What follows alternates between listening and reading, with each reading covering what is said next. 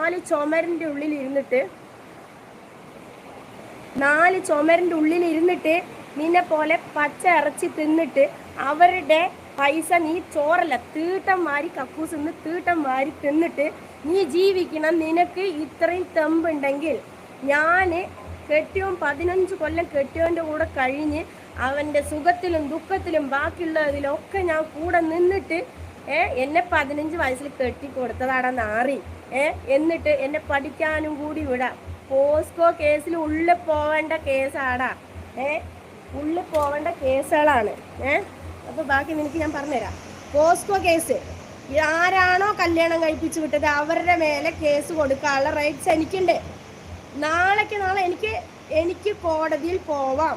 എന്നെ ഇങ്ങനെ എൻ്റെ സമ്മതമല്ലാണ്ട് എന്നെ കെട്ടിച്ചു വിട്ടതിനുള്ള തെളിവ് സഹിതം എനിക്ക് കൊടുക്കാം. അതുപോലെ തന്നെ എന്നെ ടോർച്ചർ ചെയ്തേനെ. എൻ്റെ കെട്ടിയോ മരിച്ചിട്ട് എന്നെ 2 കൊല്ലം വീട്ടിൻ്റെ ഉള്ളിലിട്ട് ടോർച്ചർ ചെയ്തേ. 4 മാസം കിളവി പറയണ്ടല്ലോ, 4 മാസം 5 മാസം അവൾക്ക് തിളപ്പെടുത്ത് പോയി.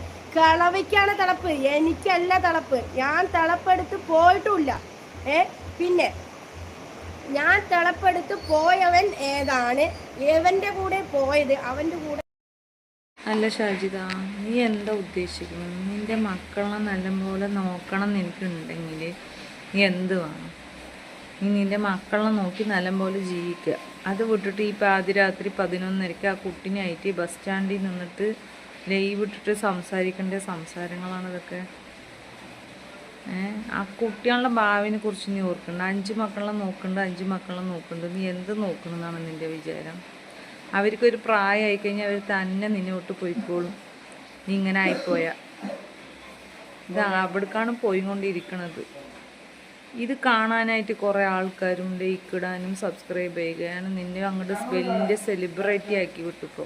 അതിൻ്റെ നെഞ്ഞൂക്കാണ് ഇപ്പോൾ നീ കാണിക്കണത്. പെറ്റ തള്ളനെയാണ് നീ പറയണമെന്നുള്ള ഒരു വിചാരം ഉണ്ട് എനിക്ക്.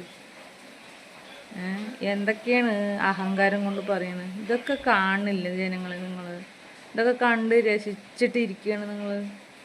ഒരു പാതിരാത്രി ഒരു ലൈവ് ഇട്ടിരിക്കുകയാണ്. അത് കാണാൻ എത്രങ്ങാനും ജനങ്ങൾ.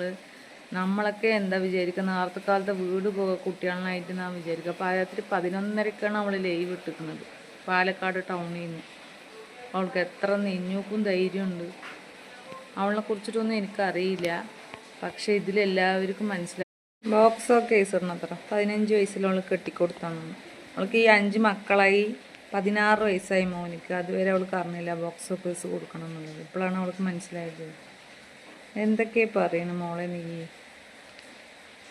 കേൾക്കണവർ പൊട്ടന്മാരെന്നാണ് നിൻ്റെ വിചാരം?